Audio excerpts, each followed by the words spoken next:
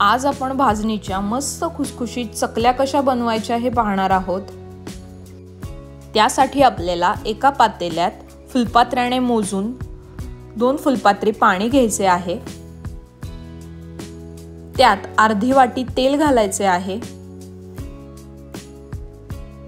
आता 4 चमचे मीठ घालू।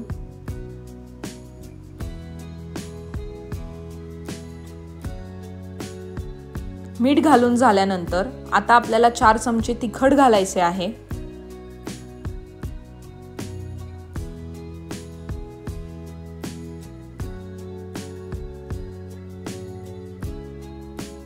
आता हे पातेलं गॅसवर ठेवून याला एक उकळी काढायची आहे। इथे मी हे सर्व जिन्नस एकजीव केले आहेत।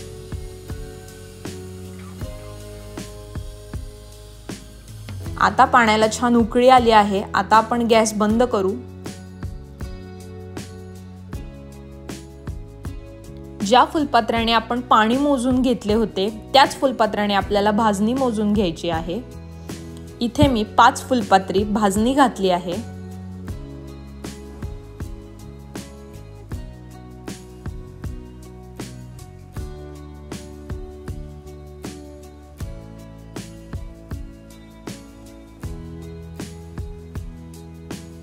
भाजणी घालून झाल्यानंतर आपल्याला हे मिश्रण छान असं ढवळून घ्यायचं आहे। आता हे मिश्रण छान एकजीव झालं आहे। त्यात ताबडतोब आपण 1 फुलपात्र गार पाणी घालू आणि ही भाजणी 1 तास भिजत ठेवू। इथे 1 तास झाला आहे। आता हे पीठ आपल्याला छानपैकी मळून घ्यायचे आहे। इथे तुम्ही चवीप्रमाणे तिखट मीठ वाढवू शकता। मात्र तिखट जर जास्त झाले तर चकल्या लाल दिसतात, कारण जास्तीचे तिखट तळणीत करपते।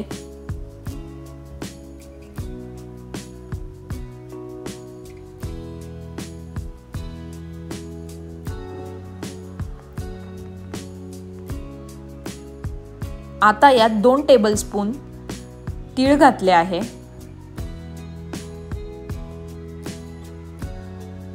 आणि हे पीठ पुन्हा छान असं मळून घ्यायचं। चकली बनवायची म्हणलं की खूप टेन्शन असतं, पण इथे दिलेलं प्रमाण आणि टिप्स हे अगदी योग्य आणि अचूक आहे, त्यामुळे चकल्या अगदी खुसखुशीतच होतात।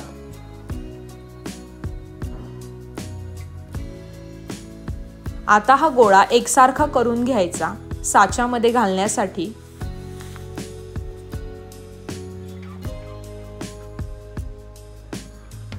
त्यामुळे चकली छान सोऱ्यातून पडली जाते।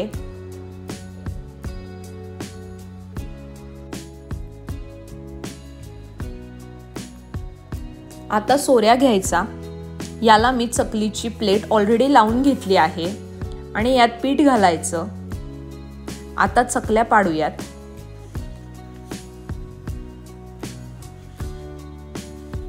इथे मी बटर पेपर घेतला आहे, त्यावर आपण चकली घालून घेतोय। चकलीला छान असे काटे येत आहेत, तुम्ही बघू शकाल। आणि चकली पडत असताना अजिबात तुटत नाहीये। चकलीचं टोक असं बंद करायचं। शेवटचं टोक बंद केल्यामुळे चकली तळताना तुटत नाही। आता चकल्या तळूयात। त्यासाठी मी तेल गरम करून घेतलं आहे। चकली तेलात टाकायच्या आधी एक छोटासा तुकडा टाकून बघायचा। तो वर आल्यानंतर समजायचं की तेल छान तापलं आहे। अगदी लो टू मीडियम हीटवर चकली तळायची आहे। अगदी हाय हीटवर चकली तळायची नाही, नाहीतर काय होतं ना, चकलीचा रंग पटकन बदलतो आणि आतून ती कच्ची राहते। खालची बाजू साधारण 2 ते 3 मिनिटं तळून झाली की झाऱ्याने अशी छान उलटवायची आणि वरच्या बाजूने 2 ते 3 मिनिटं पुन्हा तळून घ्यायची, म्हणजे दोन्ही बाजू एकसारख्या तळल्या जातात। चकली मस्तपैकी तळली आहे हे कसं काय ओळखायचं? यावरचे हे बुडबुडे बबल्स आहेत ना, ते कमी व्हायला लागले की समजायचं आपली चकली छान मस्त अशी तळली गेली आहे। आता आपण चकली काढून घेऊ। याचं सगळं तेल निथळून घ्यायचं। आता जरी याचा रंग पिवळसर वाटत असेल तरी यामध्ये हीट भरपूर आहे।